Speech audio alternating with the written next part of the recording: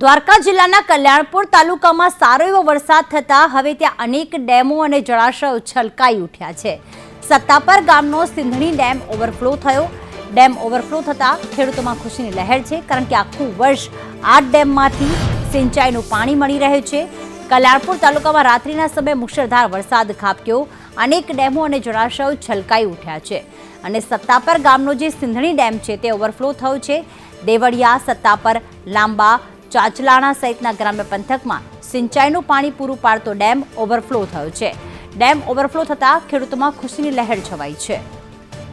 તો ખાસ dam overflow થતાં ખેડૂતોમાં હાલમાં ખુશીનો માહોલ છે, કારણ કે પીવાના પાણીની સાથે સાથે આ ડેમ ખેતી માટે સિંચાઈનું પાણી પણ પૂરું પાડે છે। અને હાલમાં જોવા જઈએ તો દ્વારકા જિલ્લાના કલ્યાણપુર તાલુકામાં હજી પણ સારો એવો વરસાદ વરસી રહ્યો છે, ત્યારે ડેમ ઓવરફ્લો થતાં ખેડૂતોને રાહત થઈ છે કે આવનાર સમયમાં જે પણ તે ખેતી કરશે આખું વર્ષ દરમિયાન ત્યારે સિંચાઈના પાણીની કમી નહીં આવે। કલ્યાણપુરમાં મેઘો ઓળઘોળ થઈ ગયો છે।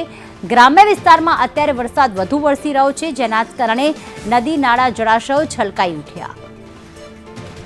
જયસુખ જોડાઈ ગયા છે। જયસુખ, આ સિંધણી ડેમ ઓવરફ્લો થતા આસપાસના કેટલાક ગામોમાં રાહતના સમાચાર, કેટલાક ગામોને આ સિંચાઈનું પાણી પૂરું પાડે છે? જી રીતિ વાત કરવામાં આવે તો કલ્યાણપુર તાલુકાનો જે છે સિંધણી ડેમ છે એ મસ્કોટો ડેમ છે।